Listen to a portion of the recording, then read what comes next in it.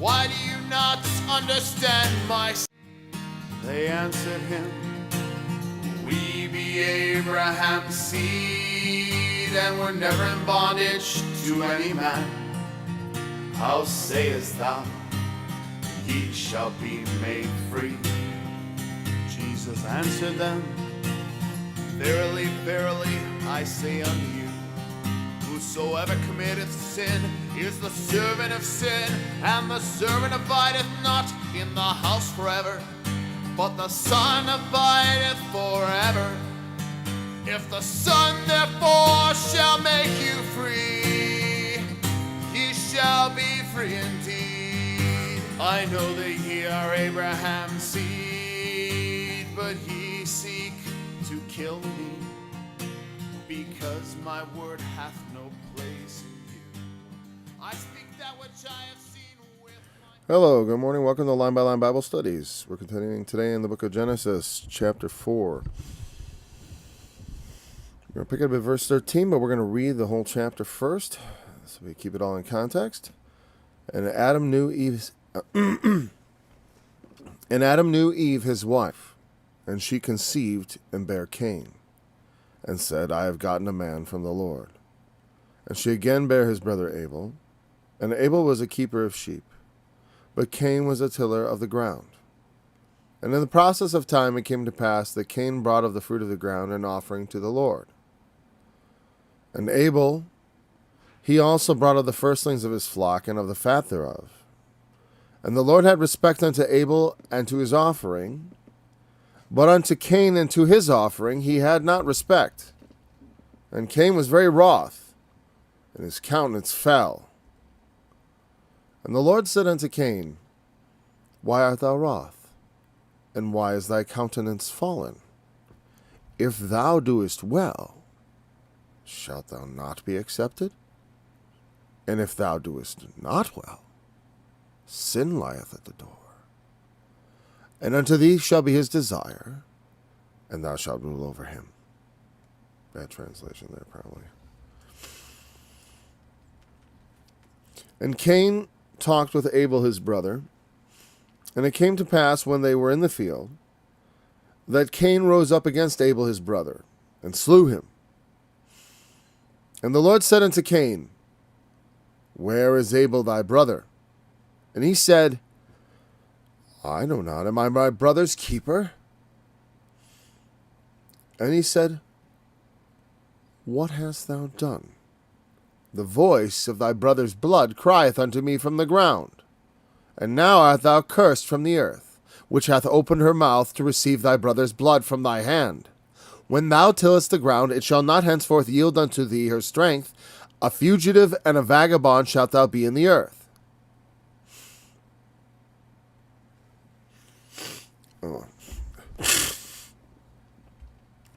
And Cain said unto the Lord, My punishment is greater than I can bear. Behold, thou hast driven me out this day from the face of the earth, and from thy face shall I be hid. And I shall be a fugitive and a vagabond in the earth. And it shall come to pass that every one that findeth me shall slay me. And the Lord said unto him, Therefore whosoever slayeth Cain, vengeance shall be taken on him sevenfold. And the Lord set a mark upon Cain, lest any finding him should kill him. And Cain went out from the presence of the Lord, and dwelt in the land of Nod, on the east of Eden. And Cain knew his wife, and she conceived, and bare Enoch. And he builded a city, and called the name of the city after the name of his son Enoch.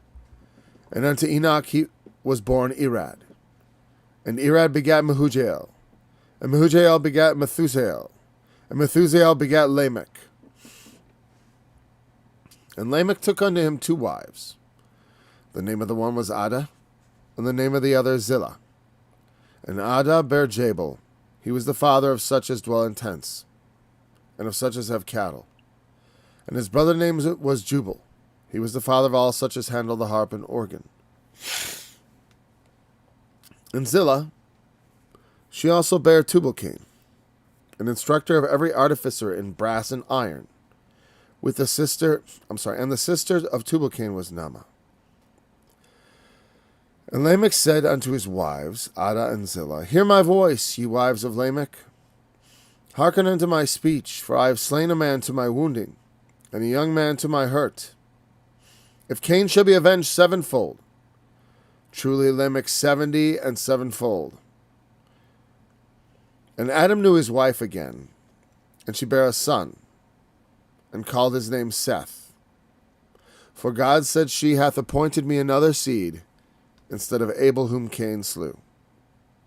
And to Seth, to him also there was born a son, and he called his name Enos. Then began men to call upon the name of the Lord. One of the things people will point out in attempting to try to suggest that Cain is not actually the descendant of Adam, but rather the descendant of the devil. But here's the thing I would say to that person, like, okay, well, who was Cain's mother? Eve, right? And where did Eve come from? So, again, the idea that Cain is not a descendant from Adam is in every way irrelevant. Because, he wasn't in his genealogy. He is in his genealogy. People will point out, well, look in Genesis 5. Like I said, the genealogy of Cain is parenthetical because he was not the inheritor. Just like Esau, who was older than his brother Jacob, he was not the inheritor. Just like Reuben, who was the oldest of the 12 patriarchs, but was not the recipient of the double blessing, which was for the firstborn. That went to Joseph, and it was done through the blessing both his sons by giving that, and that gave Joseph a double portion. But the technicality is there in order to illustrate that point. It is not always by that, and that's one of the points about the Bible. It's not always as things appear in the flesh, but rather according to the will of God. It's like, Jacob have I loved, Esau have I hated. And same thing for Cain. Abel have I loved, Cain have I hated. And this, as far as I'm concerned, precedes, just as it did with Jacob and Esau, them having done anything good or evil. God didn't say, you've sinned, necessarily. He said, sin lies at the door. He said, it could be, you're thinking of sinning. He knows what's in Cain. He knows what's in Cain. Before Cain does it, he warns him. Essentially, that's what happens. He makes his offering. God warns Cain of what's to come. There's something at the door seeking to gobble you up. And we talked about this idea of the serpent and Satan. Satan goes about as a roaring lion. He is he's a serpent, a dragon. All these these personifications of Satan in these different forms are symbolic. And when you look at the symbols, you have to understand the nature of those things to understand what they are.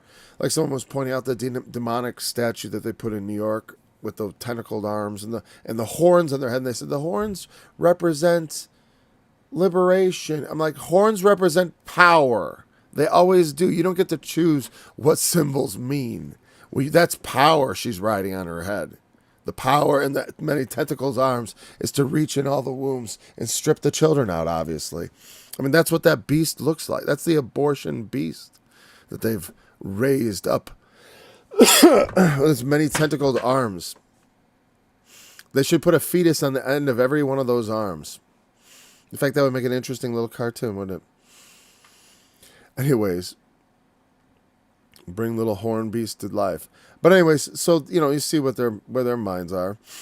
Because those are the things that come out of the imagination of the wicked, the beasts of, they venerate and lift up, mythological symbols that are evil because they're intended as evil. That's Cain. He was a murderer from the beginning. Say who was the first murderer? Cain. Satan was the murderer from the beginning. Yes, Cain. He was of that wicked one. Like I said, there is, it's an interesting thing because on one hand, we see in the scriptures, God calls people, he calls for just people. He looks for just people. Like he goes, and we're going to see him go to Sodom and look, looking for any to find 10 just men, to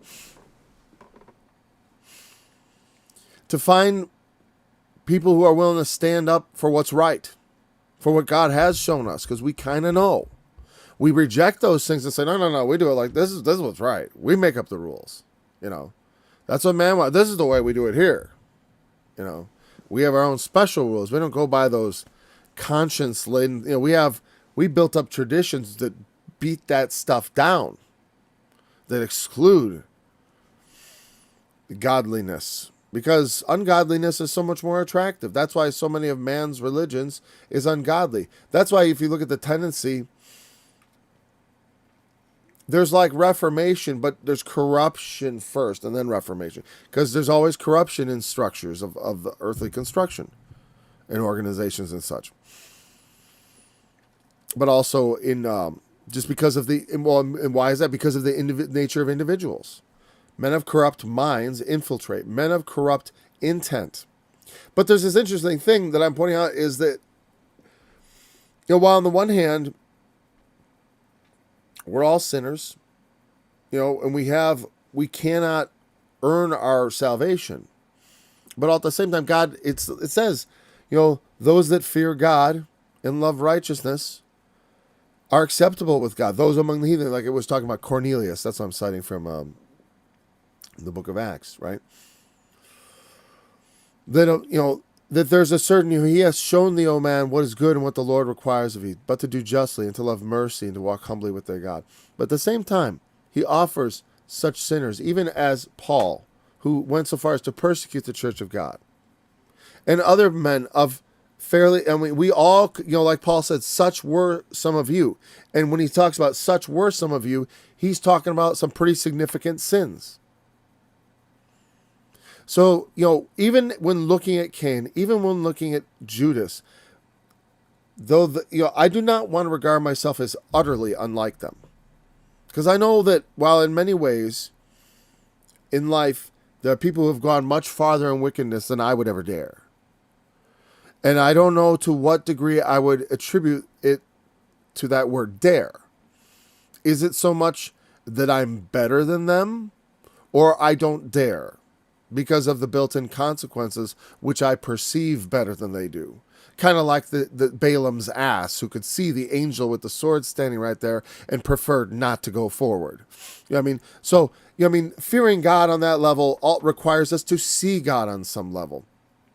And to the degree to which we are, sometimes I may look at something that looks brave to me, or brazen, depending on your perspective, or, like daring, daring to do evil, or daring to do good, or daring to just step out in some way that is exceeding boundaries that may seem to be present. Because sometimes boundaries are there. There are different reasons for boundaries may be there for good reason, like the law is a boundary. It sets all kinds of bounds on behavior and such. But there are other boundaries which are there unjustly, things that are trying to bind up the truth. They're there to snare and to ensnare and to trap. And those things must be broken through. Like lies, things that men put up barriers to the truth.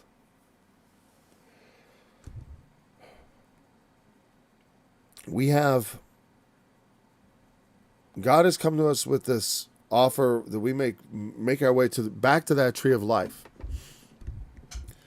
But sin is laying at the door waiting if we do not listen to the one who has taken our sacrifice and shown us what he thinks of it. He shows us, we know, we kind of know, or we should know, or we need to make it our business to know, or to figure out what, because I was praying this morning. I was thinking about my works that I'm doing as far as in the Lord, are they measuring up? They don't measure up to him, God, I know. But are they measuring up to what I'm capable of and the gifts that have been given me? Because I'm only capable of doing so much. It's like I have gifts. Everyone has gifts, by the way. It's not just, gifted. It's terrible they call some children gifted and others not, because they all have gifts. They have gifts that are different. The idea that all children aren't gifted, and that's the stupid part. You all have gifts that are different. That's what they should be teaching kids, probably. Yeah, I don't know. That's what I would look at. That's the way I don't know if I would teach my kids that, but that is how I approached raising them. And that is how to this day I think of them. I try to think about how I can help them build on their strengths and compensate for their weaknesses. That's what we all need to do. And so also, Cain had a revelation here. What he was bringing to God wasn't acceptable. God did not regard it. And there was sin. We don't want sin in our lives, because sin is the reason for which the wrath of God comes upon the children of disobedience. That's what Cain is. These are the children of disobedience. It is very easy to think of it as like, okay, Cain and all his seed, right? Because they seem to be bad folks, don't they? But like I said before, I referred to Ezekiel. It is not that there is something inherently any more bad in them than in me. As far as that tendency towards evil. Maybe there's a stronger I dare it. Maybe Cain's a bit braver, a bit more brazen, And in some ways, I need some of that bravery and brazen to serve God properly, because I know from the scriptures that God calls us to come forward in faith boldly. As far as to believe and to proclaim our faith and to not be ashamed. So we need some, and the world's going to put up boundaries to that. The world's going to put up barriers to that they don't want to hear it, or they don't. And I'm not saying you necessarily have to cast your pearls before swine by any means, but the point is we need to be ready and prepared to, whenever we're asked to give an answer of the reason of the hope that lies in us, right?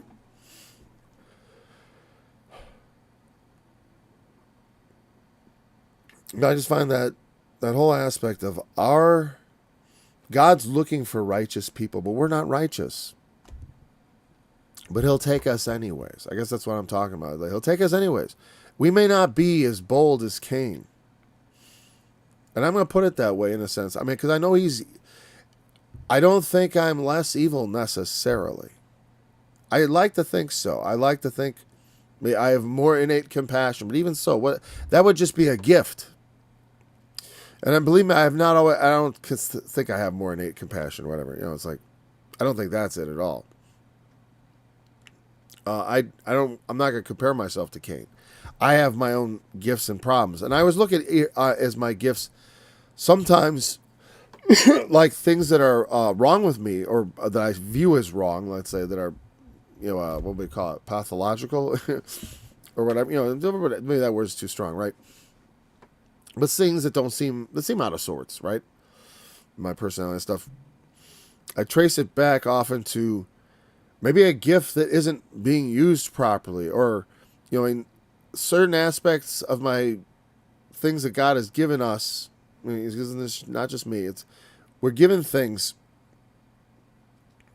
Like we may be very talented in one area, but that very talent can result in a sort of a mirror image weakness that's actually tied to the talent. I noticed that about myself, that certain qualities that led me to sin were also part and parcel of what made me profitable to the Lord, as far as that was a gift that should be used for good. That there was some part of me that was being exploited and corrupted, or that was corrupt, if you would, and then needed to be made holy. Oh, jeez. It's a good thing it's right there. Okay. That needed to be made wholesome, I don't think myself much different than Cain. Abel was received. Maybe I'm more like Abel, but whatever.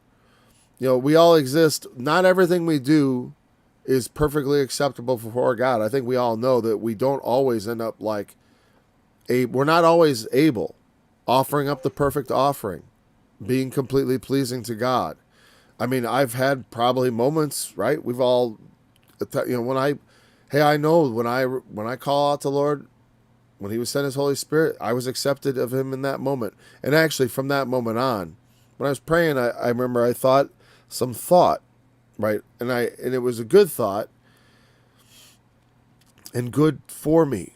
And it made me, but I questioned it. Like, I'm like, is God really speaking to me about? But this is all just the scripture. This is all just the truth, of course. And I'm like, and I remember thinking to myself, before I had gotten to that point, I think, do I need a sign to confirm these things? Will I allow myself to believe such glorious, beautiful things that the Lord has already said in His Word? But I'm like, is that for me? I'm like, well, yes, it's for you. I believe it. And not only that, I was sealed with the Holy Spirit of promise. It's for me. And so all those things, those good things that the Holy Spirit tells you, that are of the Scripture, that's true for you. We don't go the way of Cain. Such were some of you. We weren't all like that. Like I said, I've never been like Cain. I've never been that bad. I never killed anybody. I tried to strangle someone once, not very successful. I don't mean in like grappling. I mean like in, IRL, in real life. I grabbed a dude by the throat once. Not for long. My buddies were there to pull me off, But I mean, I didn't think I want to kill you, but I was angry with him, period, And I wasn't thinking much else. It was just rage. But that's the point. So am I better than Cain? Whosoever, like Jesus said, you've heard it said, thou shalt not kill. But I say to you, whosoever is angry with his brother is in danger of the judgment. And it was the very falling of Cain's countenance. Jesus wasn't saying anything new. He was giving us the same warning that God gave Cain. All right, and we're supposed to be starting on the punishment. I mean, the story is definitely worth recapping. And definitely we've looked at it actually from a different perspective, haven't we, since last time? But we must not be like Cain. Must be like Judas. But we're on a continuum. We're not quite exactly Abel, who at least in the story is perfect. You know what I mean? Obviously, he's making an offering to God. Now, does that represent a sin offering? Yeah, like I said, when it says to Cain that sin lied at the door, we owe God, in spite, by one man's sin, death entered into the world, and in this, I don't know, was this Cain's first sin? Probably not, right? Probably not. Was Abel absolutely sinless? Probably not. But he was on this sort of acceptable spectrum, is what I would say, is that like a lot of people like Job, Noah, they were men who feared God, lived justly. Maybe not, in a literal sense were they perfect? I don't think so. But in the sense of judicially, in God's sight, with his eye of mercy, they were just and perfect. Now, Noah's perfection, we're going to look at it in a different light, right? Because there's two ways you could look at that. Because, again, it gets into that issue of genealogy. Now, the Bible has a lot of genealogy in it. We have Cain's here, right? That's mostly what we're looking at. And also, we're going to talk here about this mark and all that. But the genealogies, the fact that there are so many, it is suggestive that they're somewhat important, right? Because they're in there. But at the same time, the Apostle Paul is somewhat dismissive of them, I would say, somewhat, in saying that neither giving heed to fables and endless genealogies, which minister questions and strife and questions, whatever, questions and strife, something like that. But they minister questions, and not godly edifying. And that's the truth, is that the genealogical questions generally do not edify us. They don't build us up in Christ. They don't actually make us better. They cause divisions between believers because about what do we say about these things, and how do we read the Bible as far as, is this supposed to be a scientific account of the creation, or is it just a intention, an account of God's intent, even? Like I said, it's a story for us to understand about creation, not like God's given us the details of how he did it. That's not in there, right? I mean, he just spoke, and then there were animals. I mean, that's how we see it. That's how it happened. You know what I mean? That's not how it really happened. Now, obviously, that's what we would observe. You would observe God say the word, and there the animals came. Oh, look, animals out of nowhere.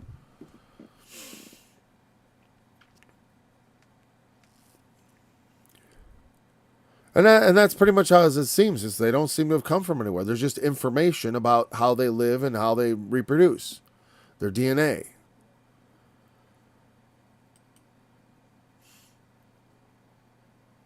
Okay, so yeah, but that thing I was talking about, I feel like I just want to keep talking about because I find that to be, there's lots of depths there. But anyways, let's go on.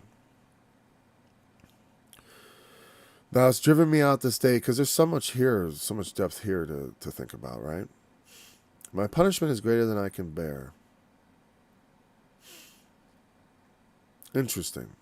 You know, what is his punishment? Well, the ground. He couldn't till the ground anymore.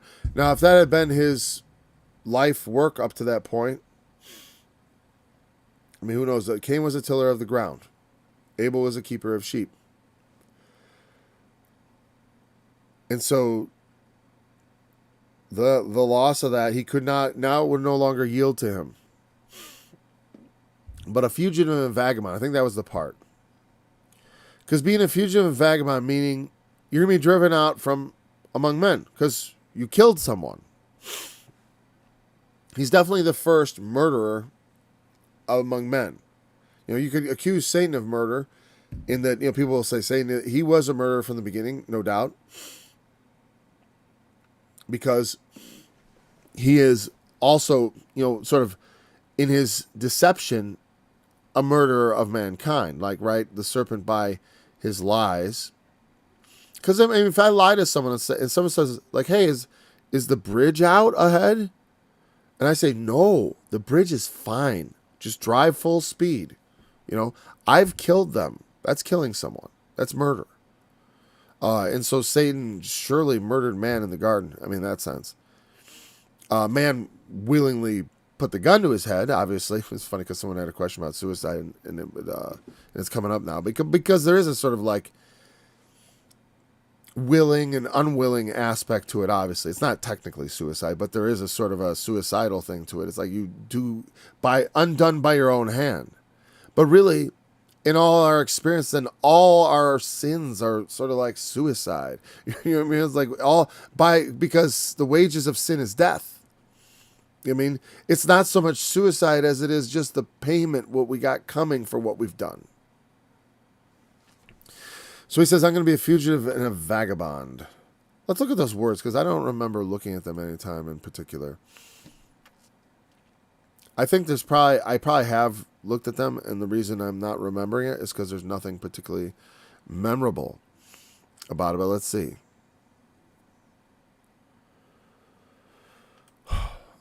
Fugitive is like one who goes to and fro. I'm going to bring up the definition in a second. Nuance. It means to quiver, wave, waver, tremble. Quiver, wave, waver, tremble, totter. And by extension, it means one who goes about.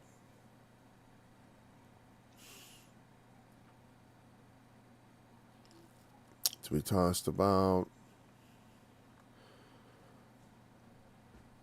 To waver in great variety of applications. Yeah, if you can see all the way it's translated over here. It's used in a lot of ways. But translated wander, a vagrant, and a wanderer. What about wander? The other one, is this the same word? No. Nua and nud.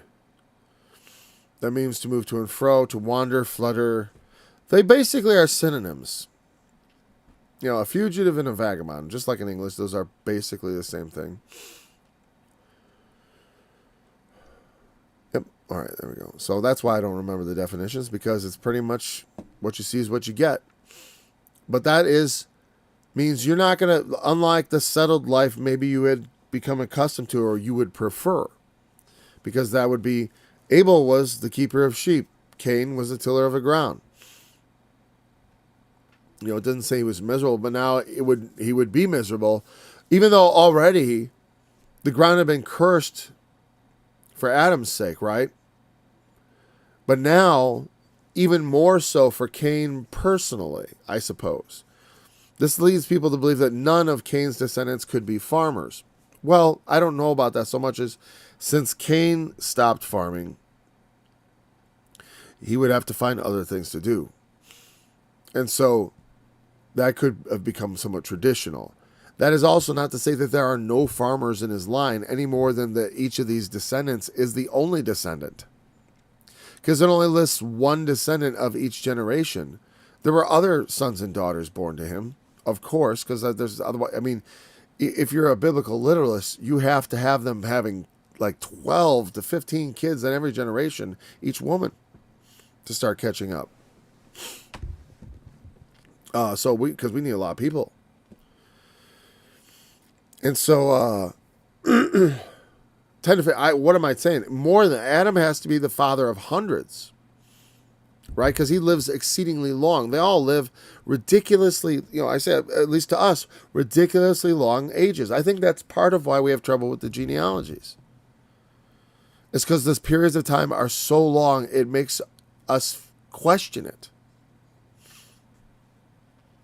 Or it raises questions, let's put it that way. I mean, because I'm certainly inclined to believe the very long lifetimes, because I'm inclined to put another 0 on them or something, you know what I mean? Because it's like, it seems like we need more time.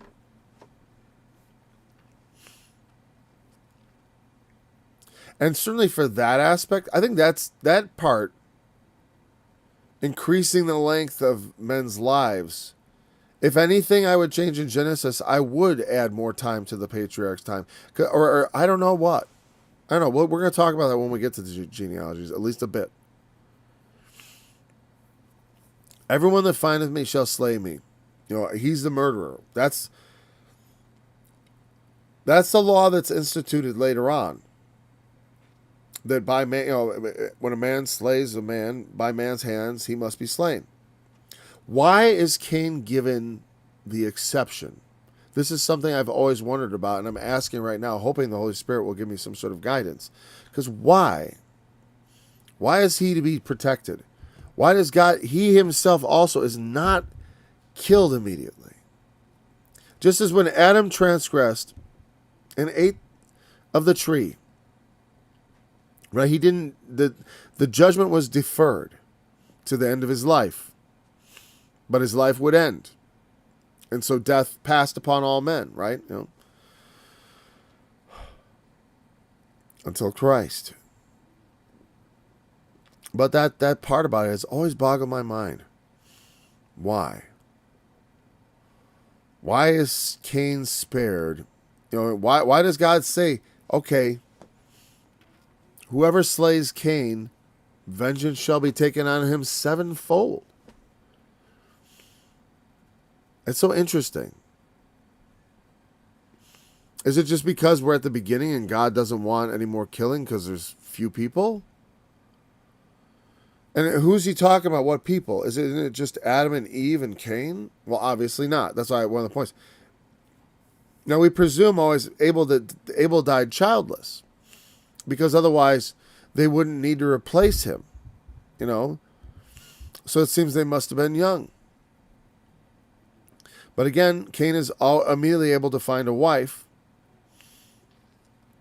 who has got to be someone, here's the thing. If Adam and Eve are the only people, and like I said, it feels like that from the text. But on the other hand, in a sense, Adam and Eve are totally out of the picture at this point. You know what I mean? As far as like Cain, I don't know. Adam isn't part of this story, except for the part about at the beginning. She's got a man from the Lord. That's Cain, and then there's Abel.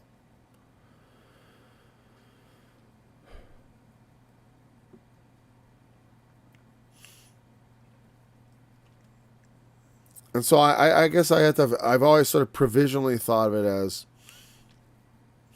I don't know. I don't know why Cain gets this protection.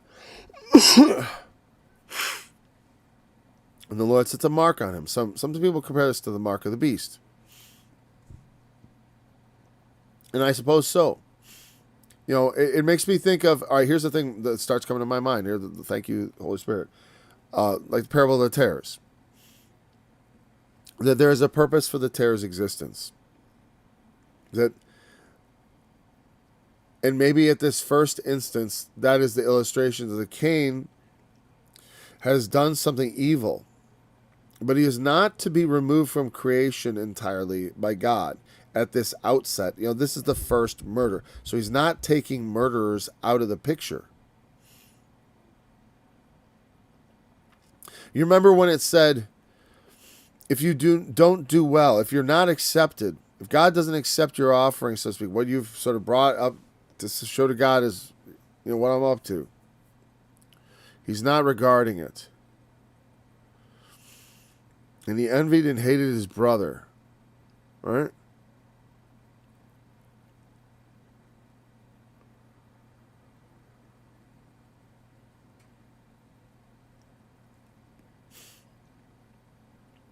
He said to him,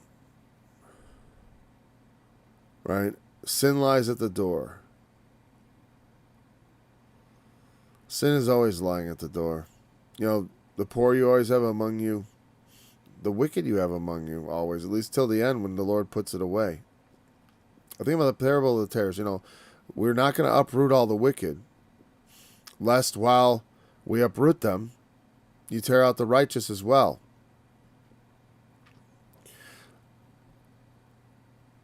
Cain, he's not forgiven. You know what I mean? He's given a consequence, but it's not the loss of his life. That's already been covered under sin. You know what I mean? And yet we do believe, I mean, I believe in the death penalty. It's what's right. It's what's been instituted. But this is at the outset. So it's sort of, I think it's got to be saying something more about evil in the world and about evil men in the world. That we're going to have evil men in the world. You know, men who do not please God. And that these men generally do carry this mark. Even before they do these things. That's why I was sort of trying to get at, is like, that there's something almost about, that I think must, why would God not want people to kill a murderer? And perhaps it's maybe if you were looking at Cain or the future Cain, like people say, like if you could go back in time and kill Hitler while he was a baby. It's like, well, no, you can't, you shouldn't kill him. But what if you, it's like, no, you shouldn't, because he hasn't done anything. Say, but I know what he's going to do. Yeah, God knows what he's going to do too, but God lets him do it. That's part of his plan. So we don't kill the wicked preemptively. God obviously still had a purpose for Cain. Cain did kill Abel, and there would be a seed to replace Abel, whom Cain slew, right?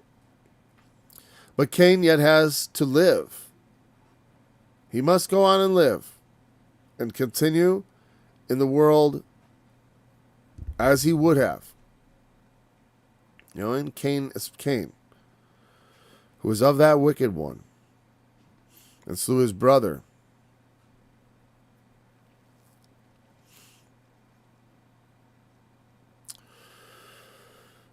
So he becomes a fugitive. You know, and again, nobody wants a murderer around when they can see him. And again, people are going to, when they ferret out who these people are, like psychopaths and stuff, like they talk about how we could predict almost genetically criminal disposition.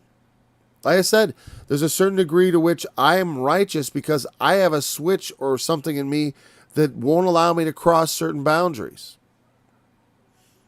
Not because, like, necessarily I have a strong allegiance to right and wrong, per se, you know, but mostly because of I could get in trouble. I don't think I actually am that reliant on that, but I'm just throwing myself under the bus for the sake of us all. Just, whatever. I don't care what you think of me. It's fine. I think I'm just terrible. That's fine. I will rather glory in my infirmities. You will know all about my weaknesses. All right. That's all right. We're going to glorify my weaknesses and talk about them. That's the thing. That's the way I look at that. How do we glory rather in our infirmities? Well, we're gonna shine a lot of light on them. It's not easy necessarily, right? It's not pleasant for the one involved, and for one listening, even that can be kind of unpleasant. But anyways, so whoever slayeth Cain, vengeance shall be taken on him sevenfold. Because you do not interfere with God's plan. We are not punishing people. Because again, I always say, Paul, well, you're getting it ahead of it. And I'm like, yeah, I know, but that's the only way I can make sense of it. Because God saw and warned ahead of time. That's why I look at it. Sin lies at the door. Because it has to be contained in the story. There's got to be a reason why Cain isn't like struck dead. Those who kill must be killed.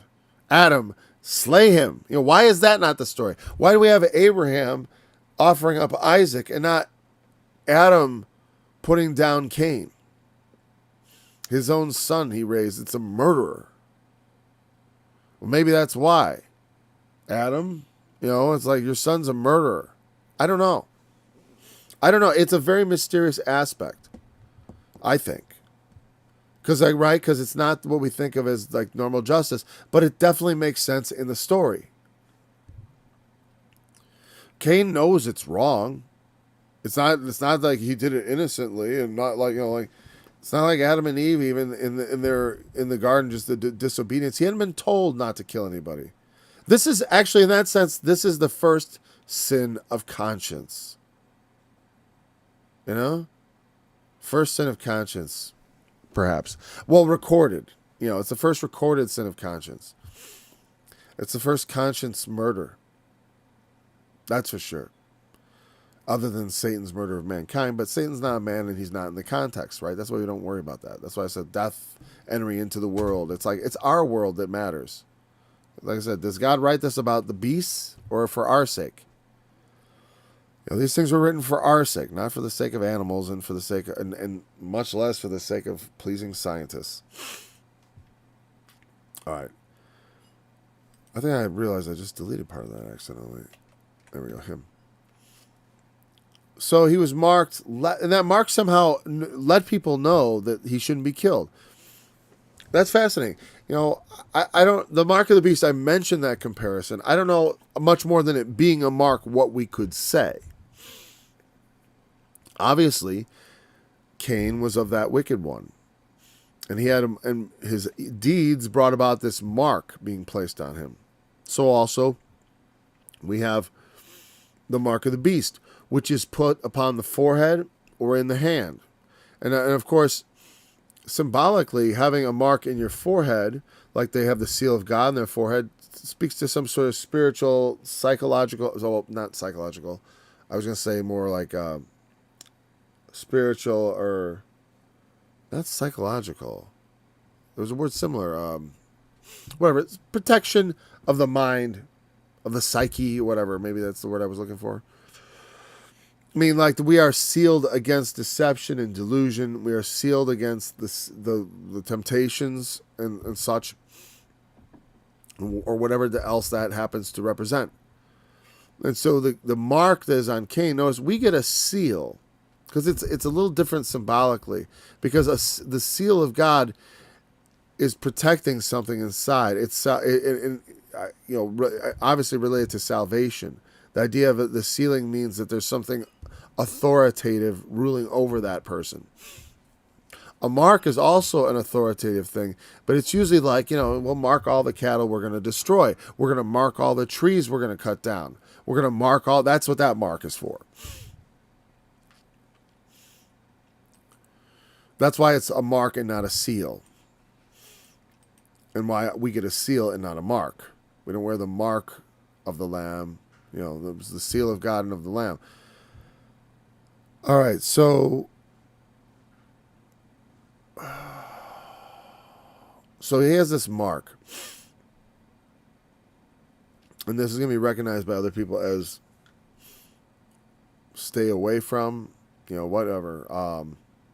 A mark, again, is something conspicuous. That means it either has to be literally something they can see, or something about them that is so noticeable that, like, you can't help but notice.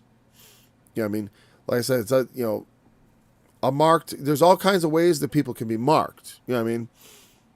Without, it could be tattoo, right? But it can also be, someone could be marked by the way they dress, right? I'm not saying that that's the case with this. This could have been some like glowing rune of power on his forehead that said like, "Don't kill me" to anyone who. I don't know. The point was, in some way, Cain was marked out as leave him alone, and it makes me think of a lot of the way we, how a lot of deadly serpents and deadly creatures have bright colored markings, and they're sort of, or like we can distinguish them by certain marks. Red next to yellow can kill a fellow, that kind of thing. And so also Cain was marked as dangerous, both to the one who may encounter him because he's a murderer, but also that God has said, don't touch him. So Cain goes out and then dwells in the land of Nod on the east of Eden. So they've been driven out of Eden, but they have not gone far, at least according to this, right? Now they're to the east of Eden, in the land of Nod. Now, there's a land east of Eden is it just a land that it has a name because it's empty? Because he has a wife immediately. I say it would have been with one of his sisters. If it's just Adam and Eve, yes, of course. And people say, well, isn't incest taboo? And I suppose, but if they're at the beginning, it's got to be something else. Because I guess the sheer number of offspring that they would have had to have, or if you subscribe to the idea that there were multiple creations of people, which is not utterly off the table, of course, because, again, we could just be looking at God's focused program here, dealing with one man as with all, or all men as with one. Again, it depends on how you look at it. The point about the narrative is he goes and he gets married and she has children. Whether that is, because like I used to tell people, because people would say, well, how could they create all the races? And I used to point out, and I got on my website still, a picture of a couple. They were kind of brown skinned, they looked mixed race, they were. But they looked pretty much, they didn't look exactly African, but maybe North African, right? Meaning because they had that kind of brownish look, but they were British, and they had two children. One was a very curly haired, look very African featured, and the other one was a blonde haired, blue eyed, very European featured. And they were two one looked very black and one looked very white, to put it very black and white. And the parents both looked quite black, not a blonde hair to be seen between them, not a blue eye, but they had recessive genes. Also, there are mutations, because the recessive gene is considered a mutation.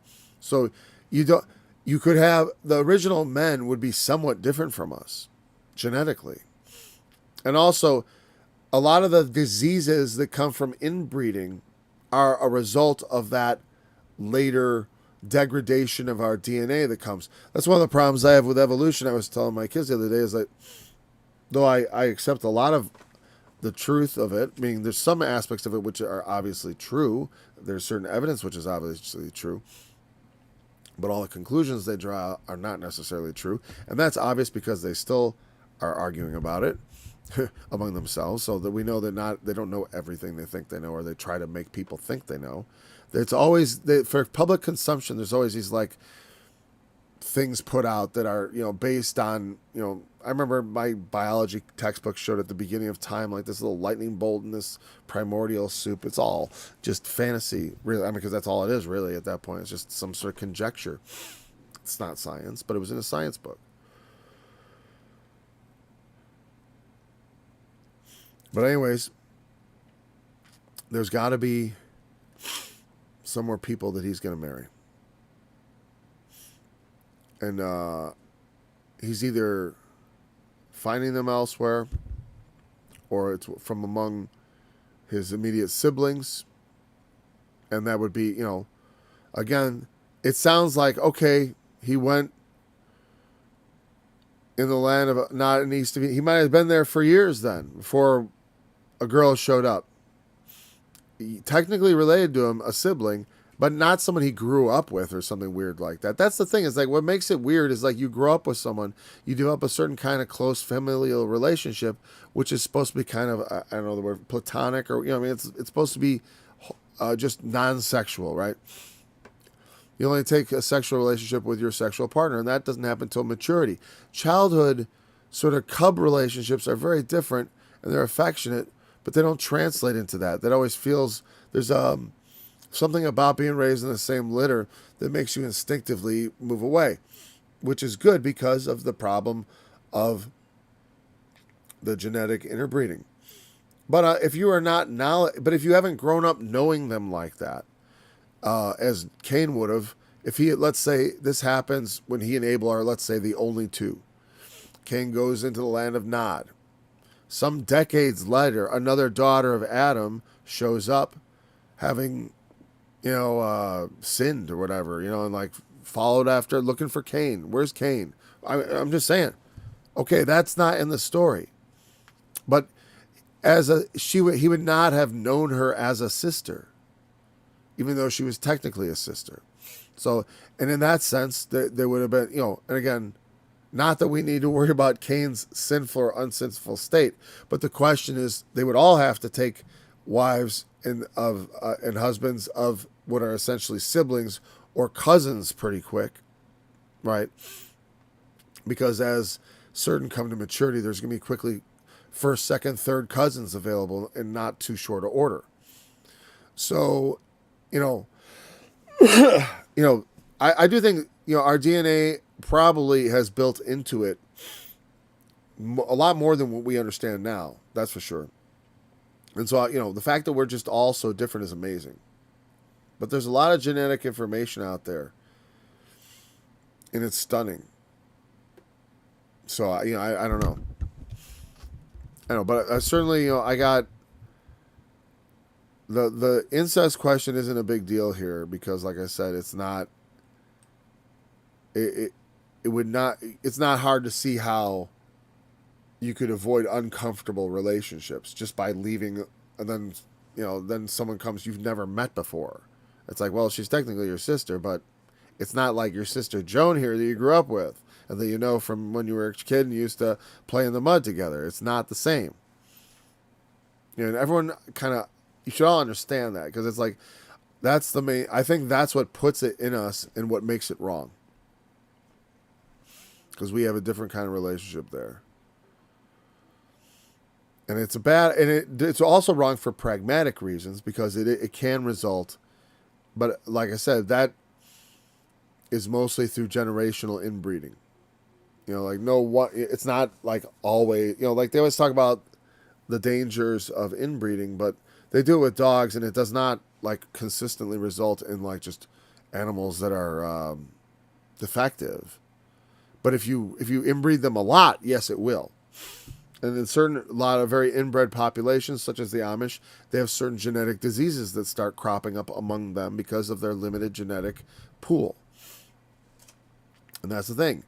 But that's such an interesting thing. Like, well, how does it get limited like that? Wouldn't the original one be limited or not? Or, I don't understand. But I find it very interesting, right? So he goes in the land of Nod on the east of Eden. He knows his wife, and she conceived. Again, knowing is a euphemism. It's called a euphemism, where you substitute a sanitized word for a word like. I remember the first time I read the book, which was the Living Bible repackaged as something called the Book, which my dad got for me before. I said, and Cain had sexual intercourse with his wife. That's literally how they translated it, because that's literally what it means. He had sexual intercourse with his wife, and she conceived and bare Enoch. Now, I totally disagree with that translation, because that's not a translation. I want to read those euphemisms. I want to hear how they talked as much as I can. I know that the word order is different too. I like hearing the original word order too. That's what's cool about looking at the Greens sometimes, to see like how they talked different sentence structure from us. So anyways, this means that they, just like Adam and Eve, they got together, and then cause and effect, she conceived, and there was a son. And this is the formula throughout this. This is not, like I said, I see no reason to deviate from understanding this at face value, at least in the story. Meaning you could derive other meanings from it, but the meaning it's trying to convey on every level is of creation. Like Cain and his wife are making something here. A baby, The same thing with Adam and Eve in verse 1. They were making Cain. That's not just, just their perception of what happened. But that's what happened. I mean, that's what it seems to me. A fugitive vagabond. They want to kill me. Shall we root up the tares also? No. If while rooting up the tares, you also root up the wheat. Why is that? Because sometimes, such were some of you. God calls from among the wicked, or from those who look awfully wicked, those who are willing to fear God. Because maybe if they were shown. I mean, there's a hidden wisdom which the princes of this world, they have no access to. And God doesn't want to give it to them. But some men appear to be like them, but God will show them the wisdom. You know what I mean? Not many mighty, not many wise are called, but sometimes from among even those who are despised of God, he calls ones that would surprise us, like the Apostle Paul. So his first son is Enoch, and he builded a city and called the name of the city after the name of his son, Enoch. It's often remarked that Cain here is the first one mentioned building a city. And certainly, again, because it seems that on his side, right, we have all this. On Adam's side, it doesn't say. It doesn't say so-and-so built a city, because there's a different concern. It's about their walking with God. Cain goes wholly to the earth. Adam and Eve fall out of the garden, but they haven't gone far from Eden. It's like they still want to get back in somehow. They're still thinking about how can we get back in. Maybe that's how they spent the rest of their lives, just having sons and daughters and trying to figure out how to get back into the Garden of Eden, how to get back into God's good graces. I don't know. We never hear from them again, except that he died. So Cain builds a city, calls it after the name of his son. Me and my son. That beginning of that building man's monument to himself on the earth. Build a city. Gather people together. Take power. Now that he has the mark on him, then none will slay him. He uses that to his advantage. To gather men to him. That's what it looks like to me. To name the city after his son. To create a legacy after himself. He may yet die, but he's going to make the most of his life. Not much more said of Cain. Unto Enoch was born Irad.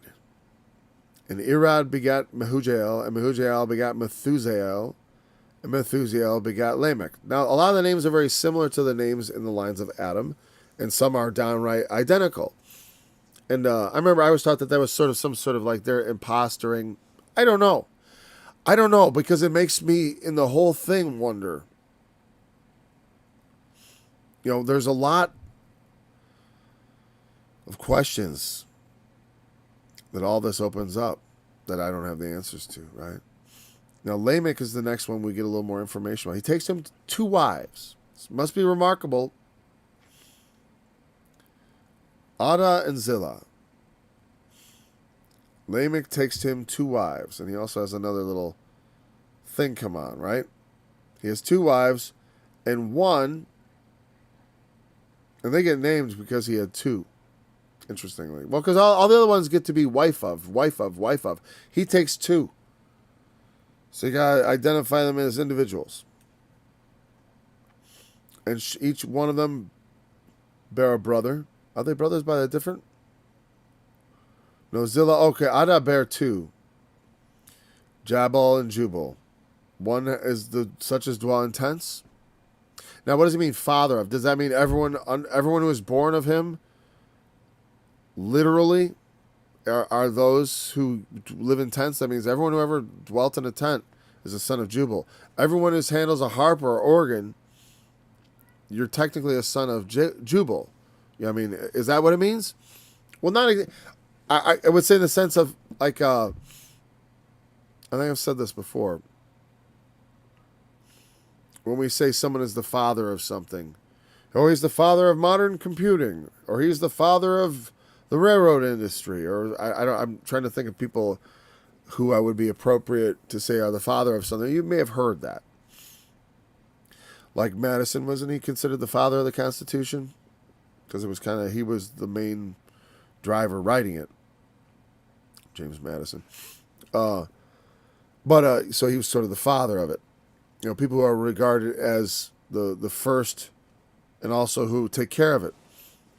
And Jubal was the first musician in that sense. He began that thing among men of playing a harp and organ among men. And again, such as handle the harp and organ doesn't mean literally the harp and the organ. I don't know if they were invented yet. But the question is, it's instruments of music. Harp and organ being put. This happens all the time, by the way, in figures of speech. You put specific instruments or specific things as a figure of speech when you intend all things of that sort. You know, he's the father of all that play the trumpet and the trombone. You know, again, if it included a few tuba players, you know, brass instruments, but whatever. I take that in a broader sense than that. Same thing with the tents. It's he started the dwelling in tents. Now, perhaps and having cattle in tents as a migratory lifestyle. And again, it doesn't say all such. It says such as dwell in tents, such as have cattle. But Jubal is father of all such as handle the harp and organ. Interesting. And then there's Tubal-Cain, the instructor of every artificer in brass and iron. And he had a sister, Naamah. So there we go, brass and iron. Now, the Bronze Age was during the lifetime of Abraham. And the Iron Age was after that. But don't let that confuse you, because they have steel going back way back. It just was not the common metal used for a lot of things because it was rare. They had steel way before. They had before the Bronze Age even. So there are things that go way back, and bronze. Like there was it was in the Egyptian Museum. It was like a steel dagger from Tutankhamun's tomb, and that's in the early part of the Bronze Age, I believe. But it's Bronze Age for sure. But there's steel from the Bronze Age. It's not, there was overlap. You know, you can't think of it as like one day someone discovered steel and then everything became steel. Iron is extremely difficult to get out of the ground. I often wonder if it isn't that they found a cache somewhere of iron, because I do believe in the Iron Age, because I believe there was an antediluvian civilization that was highly advanced. I mean, I believe that what's being described of the descendants of Cain and such is the advanced civilization of the ancient world. That goes, I mean, the ancient world, not the time we think of, well, the time prior to the flood, the deluge, the last catastrophe. Let me put it, the last catastrophe that the earth experienced that man lived through. That would be Noah's flood, in my estimation. You know, as if I'm going to try to understand the biblical stories in relationship to what we've learned from looking around at the history of the world, which is a complicated history and is not fully understood.